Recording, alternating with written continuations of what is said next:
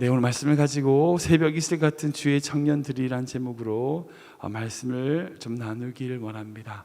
우리가 함께 나누고 있는 시편 110편은 다윗의 시편으로 알려진 시편입니다. 이 다윗의 시편이지만 이 다윗이 그 당시에 이스라엘 모든 백성들이 기대하고 있었던 메시아 곧 그리스도에 대한 오실 예수님에 대한 예언이 담겨 있는 시편입니다. 그리고 이 시편의 내용은요, 이스라엘 백성이 고대하고 기다리던 이 메시아의 예언, 그리고 그 메시아에 대한 다윗의 영적 통찰력이 잘 드러나 있는 시라고 할 수 있습니다. 그러니까 다윗이 이 메시아를 어떻게 바라보고 있는지, 정말 이 이스라엘 백성을 다스리고 다시 오실 그 메시아가 어떤 존재인지에 대한 영적인 통찰력이 다윗에게 있다는 것을 알 수 있는 시편이 바로 오늘 이 시편이라는 거죠. 다윗은 자신 뒤에 오실 참 왕이시며 이스라엘을 다스릴 참 왕이신 예수 그리스도를 기대하며 소개하고 있는 모습을 볼 수 있습니다. 즉, 이 세상에 오실 메시아를 향한 다윗의 예언에서 우리가 주목하고 살펴볼 것이 있더라는 거죠. 제가 몇 차례 말씀드린 것처럼 시편 우리 5번째 권이 우리 시편 108편 이후에 나오는 이 시편 5번째 권은 이스라엘이 바벨론에서 포로로 돌아온 이후에 편집되고 만들어진 시편이라고 제가 말씀을 드렸어요.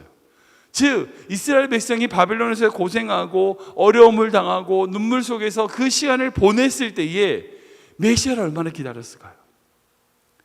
자신의 온전한 왕이신 그 메시아를 얼마나 기다리고 바라보고 있었을까요? 그러니까 그 마음으로 다윗이 지었던 이 시편을 가져와 고백하고 찬양하는 모습을 우리가 볼 수 있다는 겁니다. 우리 또한 마찬가지입니다. 이미 우리 예수님이 한번 오셨지만 다시 오실, 정말 다시 오실 메시아, 초림이 아닌 재림의 메시아를 기다리는 우리 또한 마찬가지라는 생각이 듭니다. 그 당시에는 초림의 메시아를 기다렸지만 지금 우리는 재림의 메시아를, 재림의 예수 그리스도를 기다리지 않습니까? 그러니까 그 당시에 초림의 메시아를 기다렸던 그들의 마음이 바로 이 종말의 시기를 살아가는 우리 모두가 가져야 될 재림의 메시아를 기다리는 마음이라는 거죠. 세상을 보십시오. 정말 금방 다시 오실 것 같아요. 홍수와 물난리와 여러 가지 악과 여러 가지 부패하고 타락하고 있는 정치 세계와 그뿐 아니라 바이러스뿐 아니라 이 모든 혼란기를 보면 예수님이 곧 오실 것 같아요. 곧 오실 그 예수님이 어떤 분인지를 우리가 주목하고 이 시편을 통하여 우리가 살펴볼 것이 있더라는 거죠. 그래서 제가 이 시편을 통해서 우리가 정말 정말 기대하고 바라봐야 될 메시아, 다시 오실 그 예수님은 어떤 분이신지를 한 3가지 정도로 생각해 보기를 원합니다. 첫 번째는 뭐냐면요, 하나님 보좌 우편에 앉으신 메시아라는 거예요. 우리가 읽어볼까요? 시작. 하나님 보좌 우편에 앉으신 메시아. 한 번 더 읽겠습니다. 시작. 하나님 보좌 우편에 앉으신 메시아. 우리 1절 말씀 같이 읽겠습니다. 시작.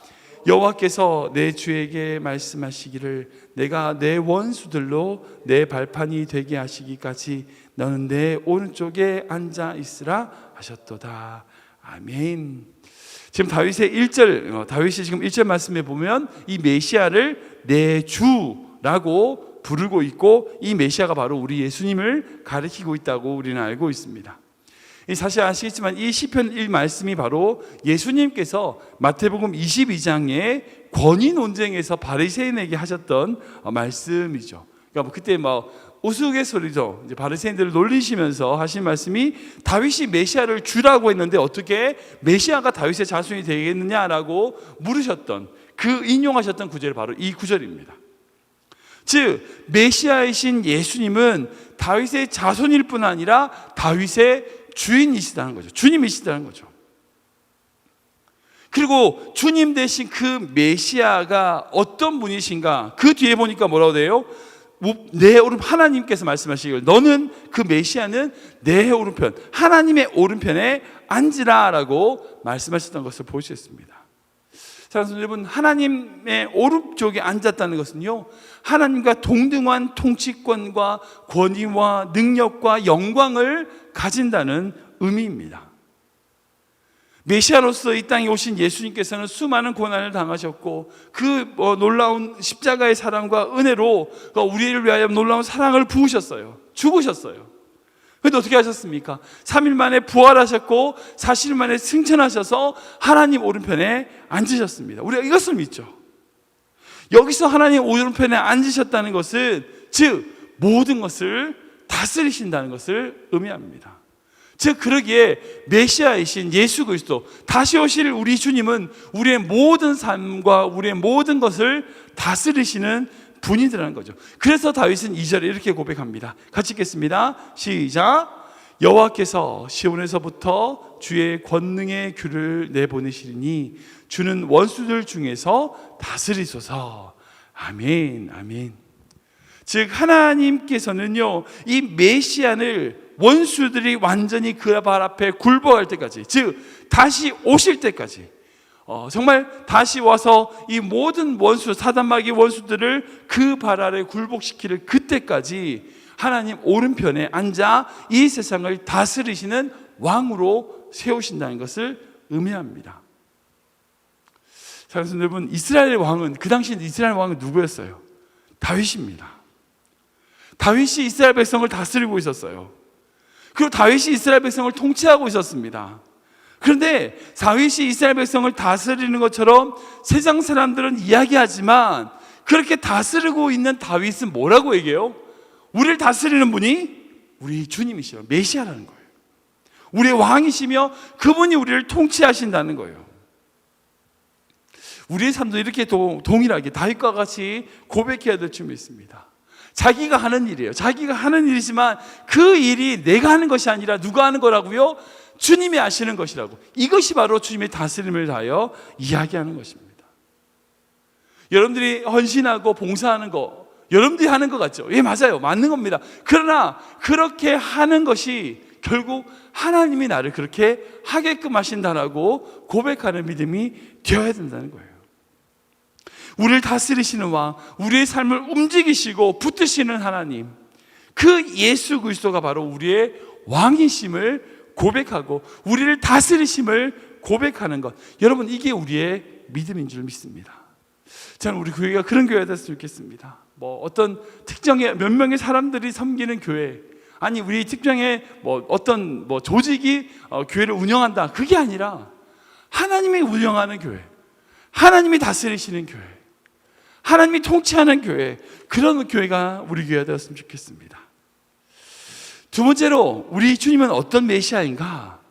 헌신하는 새벽 이슬 같은 백성들을 부르신 메시아들라는 거예요. 우리 같이 읽어볼까요? 시작. 새벽 이슬 같은 주의 백성을 부르신 메시아. 한 번 더 읽겠습니다. 시작. 새벽 이슬 같은 주의 백성을 부르신 메시아. 아멘. 우리 3절 말씀 읽겠습니다. 시작. 주의 권능의 날에 주의 백성이 거룩한 옷을 입고 즐거이 헌신하니 새벽 이슬 같은 주의 청년들이 주께 나오는도다. 이건 그대로 띄워주세요. 네. 이 말씀을 잘 보십시오. 이 말씀을 잘 보시면 주님 앞으로 나오는 청년들이 있다는 거예요. 맨 끝에 보시면 주의 청년들이 주께 나온다는 거예요. 근데 여기서 말하는 청년이라는 것이 나이가 어리거나 젊다고 해서 청년이 아니죠. 그러니까 주님 앞에서 우리 모두가 청년입니다. 아무튼 주님 앞에 나아가는 거룩한 주의 청년들이 있는데 그들이 언제 나가는가? 주님의 권능의 날이래. 주님의 권능의 날. 즉 아까 말씀드렸던 하나님의 통치와 다스림이 있는 그 날에 주님 앞에 나아가는데 어떻게 나아가느냐? 거룩한 옷을 입고 즐거이 헌신하며 나아간다는 거예요. 그리고 그렇게 나오는 주의 백성들을 뭐라고 표현하냐? 새벽 이슬 같다라고 고백하고, 다윗이 고백하고 있는 것을 볼 수 있습니다. 예, 지우시면 돼요. 사실 인간의 권력에 대한 욕심은 인간의 탐욕, 그리고 인간의 권력에 대한 욕심, 이것이 다스리는 시간을 결코 새벽, 아침이라고 할 수 없습니다. 그래서 이제 옛날에 우리 민주화운동 때 닭의 목은 비틀어도 새벽은 온다고 그러잖아요. 세상은 깜깜해요. 인간의 권력이 다스리는, 인간의 불의와 어떤 죄악과 거짓이 가득한 것을 새벽, 아침이라고 얘기하지 않습니다.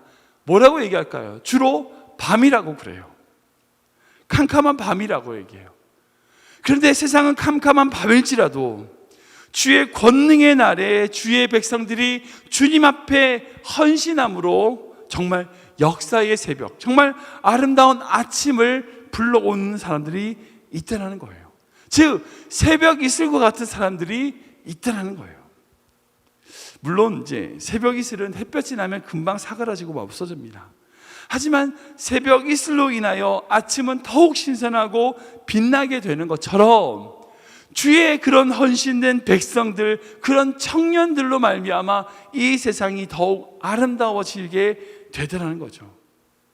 새벽 이슬이라는 게 결코 크진 않습니다. 미비할 수도 있고요, 드러나지 않을 수도 있습니다. 그러나 그들의 열정과 헌신을 통하여 하나님이 다스리시는 그 역사의 아침은 더욱 아름답게 빛나게 되더라는 거죠. 저는 우리 교회 모든 성도님들이 이 말씀을 붙잡았으면 좋겠어요. 캄캄한 이 날에, 종말의 때, 마지막 때를 다가가는 이 시간에, 이 캄캄한 저녁과 같은 어둠의 시간에 새벽 이슬과 같은 정말 주님 앞에 헌신하고 거룩한 옷을 입고 나아가는 주의 백성들 되시길 주님을 축원합니다. 그렇게 되는 것이 결국 주님의 기쁨이 되는 삶이 되더라는 거예요. 저는 우리 교회 모든 성도님들과 우리 교회가 정말 오늘 이 시편, 아름다운 시편에서 고백하는 것처럼 새벽 이슬과 같은 교회가 되길 소원합니다. 정말 주님께 기쁨을 드리는 그런 새벽 이슬과 같은 주의 백성이 되는 우리 모든 성도들 되시길 주님을 축원합니다. 그리고 마지막으로 우리 메시아는 어떤 분인가? 우리의 영원한 제사장이 되신 메시아라는 거예요. 우리가 읽어볼까요? 시작. 우리의 영원한 제사장 되신 메시아. 한 번 더 읽겠습니다. 시작. 우리의 영원한 제사장 되신 메시아. 우리 4절 말씀 읽겠습니다. 시작. 여호와는 맹세하고 변하지 아니하시리라. 이르시기를 너는 멜기세덱의 서열을 따라 영원한 제사장이라 하셨도다. 아멘. 사랑하는 성도님 아시겠지만 하나님은, 우리 예수님께서는 십자가 이 땅에 오셔서 살아가는 모든 삶을 보면 자신의 영화, 자신의 이익을 위하여 싸우신 분이 아니셨어요. 예수님은 이 땅에 오셔서 가장 중요한 역할은 그분의 역할은 뭐였냐? 바로 제사장이셨어요. 이 메시아라고 하는 것이 결국은 기름 부음 받은 자, 구약에 보면 이제 기름을 붓는 역할을 하는데 그 기름 부음 받는 자라고 하는 그런 의미입니다. 근데 이 의미가 결국 구약에서 기름을 붓는 자가 결국 3명이었어요. 첫 번째는 왕이고, 두 번째는 선지자고, 세 번째는 제사장입니다.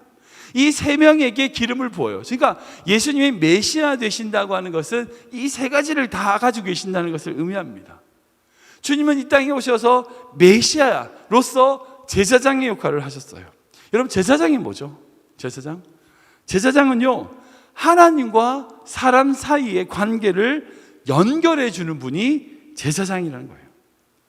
즉 하나님께서 예수님을 가리켜서 멜기세덱 귀를 잇는 영원한 제사장이라고 말씀하신 것이 맞는 말씀인 거죠. 왜? 예수님께서 이 땅에 오셔서 결국 하신 것이 뭐예요?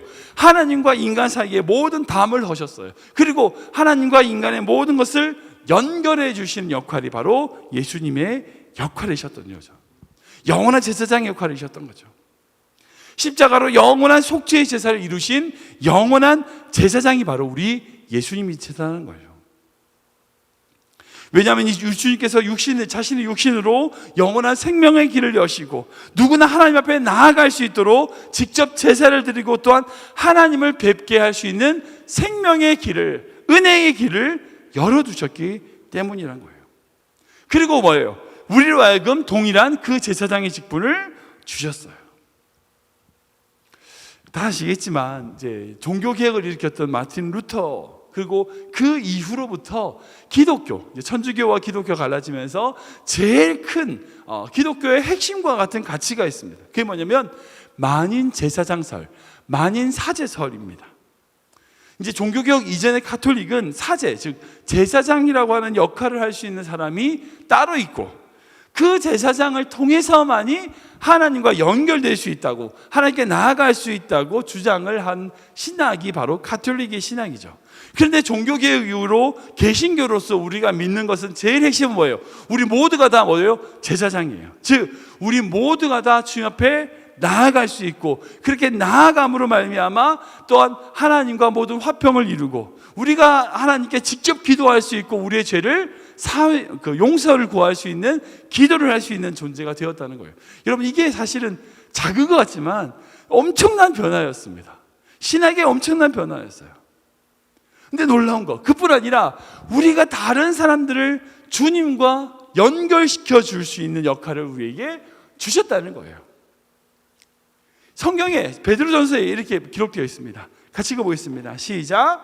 그러나 너희는 택하신 족속이요 왕같은 제사장들이요 거룩한 나라요 그의 소유가 된 백성이니 이는 너희를 어두운 데서 불러내어 그의 기이한 빛에 들어가게 하신 이의 아름다운 덕을 선포하게 하려 하심이라. 베드로전서 말씀 보면 너희는 택하신 족속이요 뭐라고 했냐면 왕같은 제사장들이다. 우리가 스스로 하나님께 나아갈 수 있고요, 다른 이들을 주님 앞으로 데려올 수 있는 그런 자도 부르셨다는 거예요. 우리의 영원한 제사장 되신 예수 그리스도께서 우리에게 그런 권한을 주셨다는 거예요. 그렇게 될 수 있었던 이유가 뭐냐? 영원한 제사장으로서 십자가로 성소와 지성소 사이의 휘장을 찢으심으로 누구나 지성소로 나아갈 수 있도록 만드신 영원한 속죄의 제사를 드린 예수 그리스도의 제사장의 역할 때문에 그것이 되었다는 거예요. 저는 우리 교회가 정말 예수 그리스도, 영원한 제사장 되신 예수 그리스도를 바라봄으로 말미암아 우리 삶에 주님이 원하시는 제사장의 직분을 감당하는 그런 교회가 되길 주님을 축원합니다. 말씀을 정리하겠습니다. 지금 이스라엘 백성이 바라보고 있는, 기대하고 있는 메시아, 대마하고 있는 메시아는 어떤 분인지 다윗은 이 시편의 찬양을 통하여 고백하고 있습니다. 근데 이 모습이 결국 아까 말씀드렸던 메시아로 기름을 부음받은 새 존재, 왕이며 선지자이며 제사장의 역할을 하고 있는 것을 볼 수 있습니다.